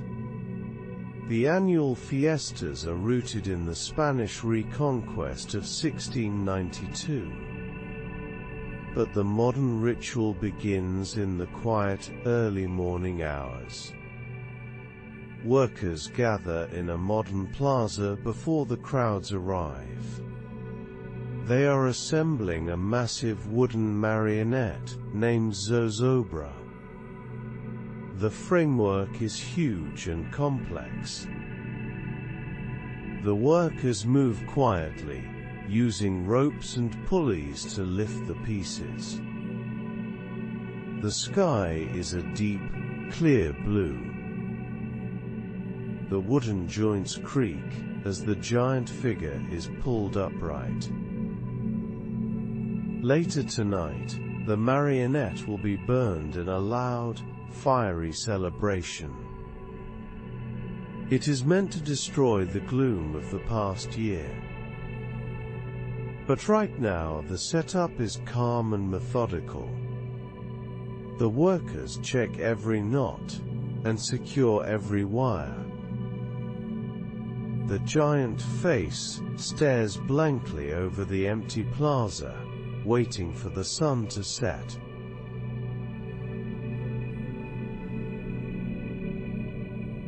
Let us begin in Massachusetts. The year is 1652. Or at least, that is what the silver coins tell you. For 30 years, the colony illegally minted its own money. They called them pine tree shillings. Each small silver piece bore a crude stamp of a tree. But every single coin was marked with the exact same date. The year 1652 was chosen for a very specific reason. Back in England, a civil war raged. The throne sat empty. There was no king to notice or stop the colonial mint. By freezing time on the face of the coin, the locals could pretend they were just using old money. They kept striking new silver for decades. You can still find these small coins resting on velvet in modern museums. They are quiet proof of a long and clever bluff. The silver is tarnished now. but the date remains perfectly clear. Walk through the modern streets of the city, and you might miss a strange detail. Embedded directly into the brick foundation of a newer building sits a round, heavy rock. It is known as the Boston Stone. Back in the year 1700, a painter brought it over from England. He used it to grind his pigments. The heavy stone rolled back and forth, crushing colors for colonial homes. Years later, the town found a new use for the discarded rock.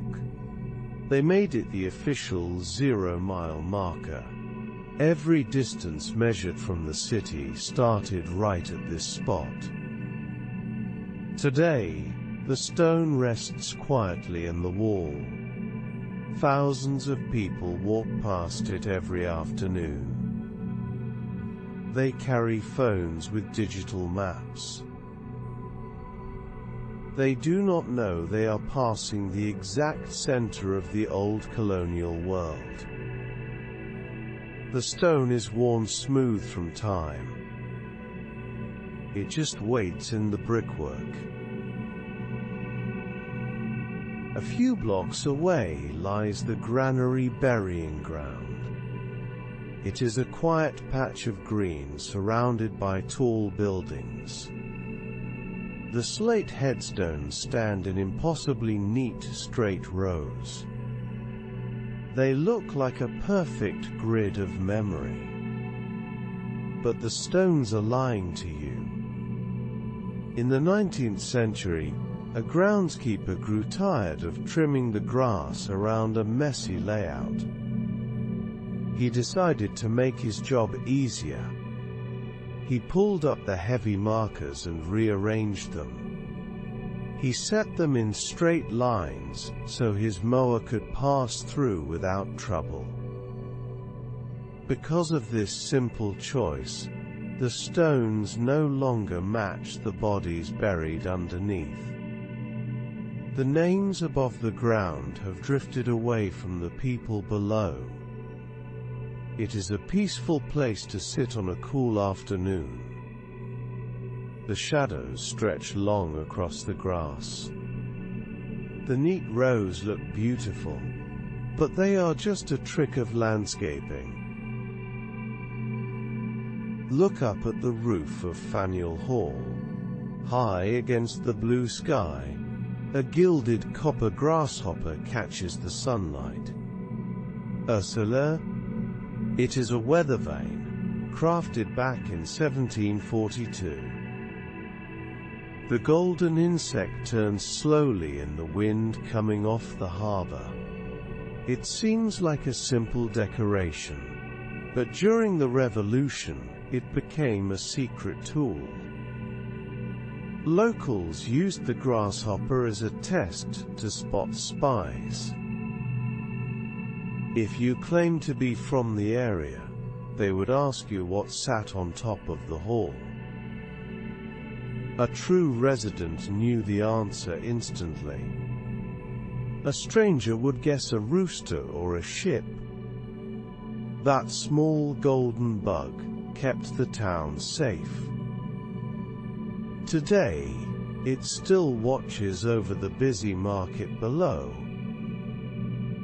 The copper shines brightly in the late afternoon sun. It is a quiet guardian of the skyline. It spins with the breeze, just as it has for centuries. Travel north to Salem, and the history grows a little darker. But the remnants are surprisingly quiet. Inside a local museum, a few rare pieces of the original 1692 jail sit behind glass. You can see a heavy wooden door. There is a splintered oak beam. A set of rusted iron keys rests on a shelf.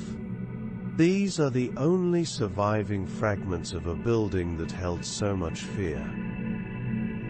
The wood is dry and cracked with age. The iron keys look heavy and cold. They are displayed with simple care, bathed in soft light. There is no grand monument here, just the physical truth of the past, preserved in a quiet room. You can almost feel the damp chill of the old stone walls when you look at them. The artifacts do not speak. They just wait patiently behind the glass, holding on to their long memory. Down the coast in Rhode Island sits a bright red building with a gambrel roof. This is the White Horse Tavern in Newport. It is the oldest operating tavern in the entire country. The clapboard walls have stood here since the 17th century. Modern cars park along the paved street outside. But inside, the wide floorboards still creak the way they always have. The tavern has a colorful past. It was originally owned by a colonial pirate named William Mays. He traded his life on the open sea for a quiet spot behind the bar. You can imagine him pouring drinks by the light of a roaring fire. Today, the tavern still serves warm meals on cold evenings. The smell of wood smoke drifts from the chimney. The red paint glows softly under the street lamps. It is a place where time seems to stop at the front door. Further south in Connecticut, the town records of New Haven hold a very strange entry. If you turn the yellowed pages to the year 1647, you will find a ghost story. It is written in faded ink as an official fact. The town documented the sighting of a phantom ship. A lost colonial vessel had vanished at sea months earlier. But after a heavy storm, the ship appeared again. It was seen floating high in the clouds above the harbor. The entire town stood on the shore and watched the mirage. They saw the sails catch the wind before the image faded away. Modern archivists still handle these old record books with gloved hands. The paper is fragile and dry. The handwriting is elegant and careful. It is a beautiful mystery. A moment of shared wonder, locked away in the quiet archives of a modern city. The journey brings us to New York City. Walk down Pearl Street today, and you are surrounded by towering skyscrapers. The noise of traffic echoes off the glass and steel. But the name of the street holds a memory of a very different landscape. Long ago, this road marked the original shoreline. The Lenape people and early Dutch settlers ate oysters from the harbor. They left massive, glittering piles of empty shells along the water. The sun caught the smooth insides of the shells, making them shine like pearls. That is how the street got its name. The water is far away now. The shoreline was pushed outward with landfill over the centuries. But the Green Street sign still hangs on its metal pole. It is a quiet reminder of the natural world buried beneath the concrete. The city was built on a foundation of discarded shells. Hidden in the geography of Manhattan is another ghost of the Dutch colonial days. The word they used for a stream was kil. You can still find this word tucked into local names. Take a walk down Minetta Lane. The street curves sharply, breaking the rigid grid of the city. It bends this way because it follows the path of an old waterway. It was originally known as the Mintje Kil. Dutch cottages once lined its grassy banks. The water ran clear and cold. Today, the gentle brook is entirely gone from sight. It flows deep underground, buried beneath the pavement and the pipes. But the street above still traces its winding shape. The buildings had to follow the memory of the water. It is a quiet secret hidden in plain sight. The city paved over the stream, but it could not erase the path it carved. At the lower tip of the island sits Bowling Green. It is a small, teardrop-shaped park, surrounded by heavy traffic. A fountain splashes quietly in the center. This tiny patch of grass is the oldest public park in the city. Back in the colonial era, the government leased this land to the citizens.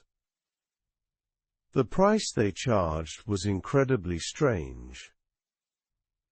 The rent was set at exactly 1 peppercorn a year. That single spice was enough to secure the space for public use. Today, people sit on the benches and eat their lunch. They watch the cars rush past on the busy streets. They do not know about the peppercorn. The park is a tiny oasis of calm in a loud world. The trees offer a bit of shade on a hot afternoon. It is a small piece of the past, held safe by a very cheap lease. We move south to Pennsylvania. In Philadelphia, millions of people visit the Liberty Bell. They look at the famous crack running up its side. But if you look very closely at the bronze surface, you will notice a strange mistake. The word Pennsylvania is engraved on the bell, but it is spelled with only one letter, nor. This was not an error by a careless worker. Back in 1752, spelling was not yet standardized. People spelled words however they sounded. That single, nen, was a perfectly accepted way to write the name of the colony. The heavy bronze bell rests quietly in its glass pavilion today. The metal is cold and smooth. The engraved letters are deep and clear. It is a reminder that even the most permanent things were once flexible. The rules of language were still shifting when the hot metal was poured into the mold. When the sun sets in the city, the street lamps begin to glow. In the 18th century, Benjamin Franklin changed the way these lights worked. The old lamps used a single glass globe. If the globe broke, the whole lamp was ruined. Franklin designed a new version, with 4 flat panes of glass. It was a simple, but brilliant change. If a rock shattered one side, a worker could easily slide a new flat pane into place. The rest of the lamp stayed perfectly fine. You can still see lamps like this along the quiet cobblestone streets. They sit on wooden posts, glowing softly in the dusk. The warm light spills across the brick sidewalks. It makes the evening feel safe and calm. Franklin wanted to make life just a little bit easier for his neighbors. His clever design still lights the way home on a dark night. Franklin also wanted to keep those neighbors warm. He invented a new type of cast iron fireplace insert. It was called the Franklin stove. It heated homes much more efficiently than an open fire. It used less wood and pushed more warm air into the room. But Franklin made a very unusual choice. He completely refused to patent his invention. He wanted everyone to benefit from the warmth. Other men copied his design and built their own factories. They made massive fortunes selling the stoves. Franklin never made a single penny from his idea. Today, you can find these heavy, ornate iron stoves sitting unlit in museum corners. The metal is dark and cold now, but they once brought comfort to freezing colonial winters. Franklin gave his idea away for free. He believed that a good fire should belong to anyone who needed to escape the cold. Across town lies Bartram's Garden. It is a peaceful place filled with green leaves and quiet paths. Here, you can find a very special plant called the Franklinia tree. Colonial botanists discovered this tree growing in the wild. They collected a few seeds and brought them back to the garden. It was a very lucky choice. Shortly after they found it, the tree went completely extinct in the wild. No one knows exactly why it vanished. But the seeds in the garden grew into healthy trees with beautiful white blossoms. Every single Franklinia tree alive in the world today descends from those few saved seeds. Modern botanists still study the delicate white flowers. The tree is a living ghost. It survives only because someone thought to bring a piece of it home. The soft petals fall to the grass, continuing a quiet legacy that almost disappeared forever. Look high up on the brick walls of the older townhouses. You might spot a weathered cast iron plaque securely fastened to the masonry. These are colonial fire marks.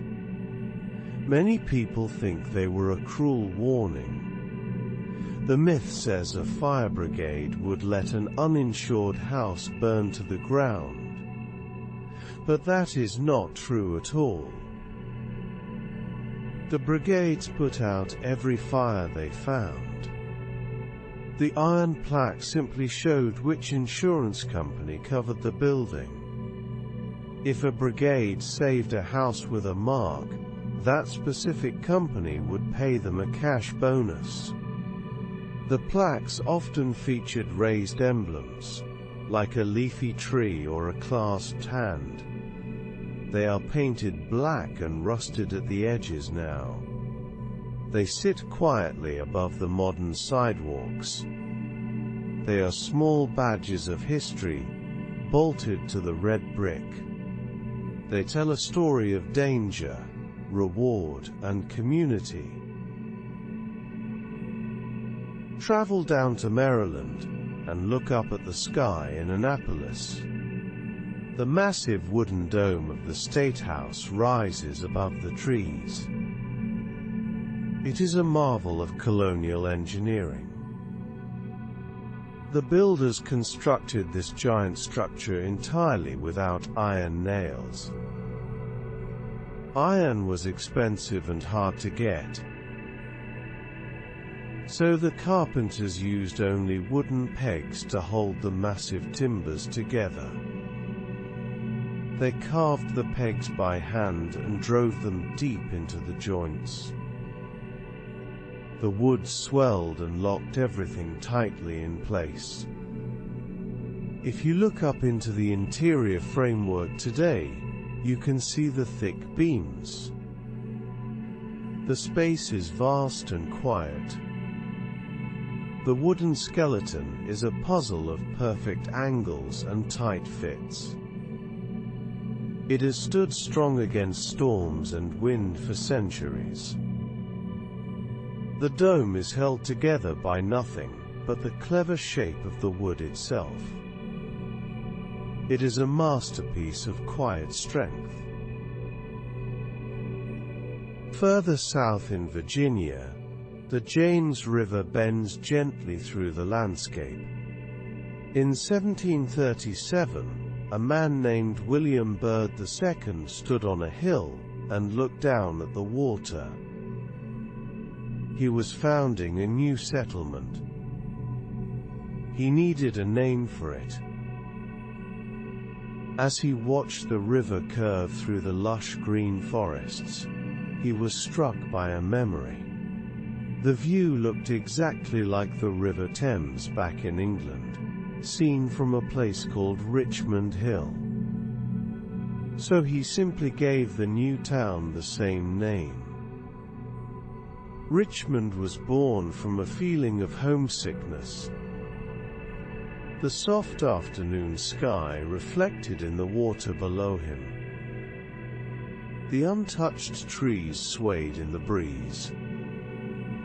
Today the city is large and busy, but the river still makes that same gentle curve. You can still stand on the high ground and see the view that named a city. A short drive away is Williamsburg. You might walk past a grand, symmetrical brick building with a beautiful cupola. It looks exactly like a wealthy governor's mansion. The lawn is perfectly manicured. The windows are tall and elegant. But this structure from 1773 had a very different purpose. It was actually the first building in North America designed exclusively for psychiatric care. The public hospital was built to offer a dedicated space for healing. The grand architecture was meant to project order and calm. Today, the building stands quietly in the sunlight. It is a strange contrast between the beautiful exterior and the heavy history inside. The brick walls hold centuries of difficult stories. But from the street it just looks like a peaceful estate. The shadows of the trees stretch across the front steps. The building keeps its secrets hidden behind a very handsome face. Buried deep underground in the same town is another hidden structure. It is a massive cone-shaped brick pit, dug straight into the earth. This was a colonial ice house. The Virginia summers were sweltering and thick with humidity. To survive the heat, workers would cut huge blocks of ice from the frozen river in the dead of winter. They packed the ice into this deep brick cone and covered it with straw. The earth kept the pit incredibly cold. The ice would last all the way through the hottest months of the year. If you look down into the pit today, it is dark and quiet. The brick walls slope downward into the shadows. You can almost feel the chill rising from the bottom. It was a clever way to cheat the seasons. They captured the freezing winter and saved it for a hot summer afternoon.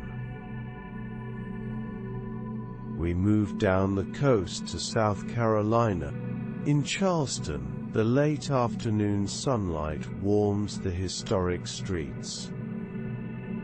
Lush green ivy climbs up the old stone pillars. Many of the wrought iron gates are topped with a very specific carving. You will see weathered stone pineapples resting on the fence posts. This is a quiet symbol of hospitality. It started long ago, with colonial sea captains. When a captain returned safely from a long voyage, he would place a real, fresh pineapple on his gate. It was a signal to the neighborhood that he was home. It meant the doors were open and guests were welcome. Over time, the real fruit was replaced by carved stone. The stone pineapples never rot. They sit by the gates year after year. They offer a permanent, silent welcome to anyone walking down the quiet brick sidewalks of the city. Beneath the streets of the city lies a much darker space. Under the Exchange Building is the Provost Dungeon. The basement is a maze of dark, brick-vaulted rooms. During the Revolution, the British Army held prisoners down here in the gloom. The most striking detail of the dungeon is right beneath your feet. The floor is still the original, packed colonial dirt. It has never been paved over. It has never been covered with modern concrete. The dirt is hard and dry. It is the exact same soil that the prisoners paced across centuries ago. The air down here is cool and still. The shadows cling to the curved brick ceilings. It is a rare thing to stand on the exact same ground as the past. The dirt floor is untouched by time. It waits quietly in the dark, holding the heavy silence of the old city. Further south in Georgia, the city of Savannah began as a utopian experiment. In 1733, the founders wrote a colonial charter to govern the new settlement. They wanted to create a perfect society. To do this, the charter explicitly banned 4 things from the town. There would be no rum. There would be no Catholics. There would be no lawyers. And there would be no slavery. They believed these rules would keep the town peaceful and fair. You can imagine the thick parchment charter sitting on a sunlit wooden desk. The elegant calligraphy spelled out a very strict vision for the future. Of course, the utopian dream did not last. The rules were eventually broken or changed. The city grew in its own complex way. But the original document remains a fascinating piece of history. It was a quiet attempt to legislate a perfect world. Today, the trees of the city are draped in thick, grey Spanish moss. It hangs heavily from the branches of the massive live oaks. At night, the modern street lamps illuminate the moss, making it look like silver lace. But the name of this famous plant is a complete lie. It is neither Spanish, nor is it a moss. It is actually a bromeliad, related to the pineapple. French explorers were the first to give it a name. They called it Spanish beard, as a deliberate insult to their colonial rivals. They thought it looked like the unkempt facial hair of the Spanish soldiers. The Spanish tried to insult the French back, but the first name stuck. The plant does not care about old colonial feuds. It just absorbs water from the humid air. It sways gently in the warm evening breeze, completely ignoring the history of its name. Our journey ends in Florida. St. Augustine is the oldest continuously occupied European settlement in the country. If you walk down the narrow dirt streets, you will notice a very specific layout. The roads lead toward a sunlit, central plaza under a clear blue sky. This design was not an accident. The street grid was strictly dictated by the 1573 Spanish law of the Indies. This royal decree mandated the exact proportions of the town square. It even controlled the orientation of the streets. The roads were angled perfectly to catch the cool sea breeze coming off the water. The king in Spain decided exactly how the town should feel. The simple wooden and plaster buildings followed the royal math. Today, the breeze still flows down those same narrow streets. The old laws of geometry still keep the town cool on a warm summer afternoon. Just a short walk from the plaza you can find a bizarre botanical oddity. Locals call it the love tree. It is a strange and beautiful accident of nature. A tall palm tree has grown directly through the center of the trunk of a massive live oak. The two trees are completely tangled together. The rough bark of the oak wraps tightly around the smooth trunk of the palm. They share the same patch of soil and the same sunlight. If you tried to separate them now, neither tree would survive. They have grown into a single living thing. It is a quiet symbol of endurance. The sprawling oak branches provide shade, while the palm reaches high into the sky. People stop to look at it every day. It is a perfect, strange embrace. The two trees just stand there quietly, holding on to each other as the years pass. Our walk through colonial America is coming to an end. Wherever you've drifted to, you don't need to come back. There's nothing more to listen for tonight. Sleep well.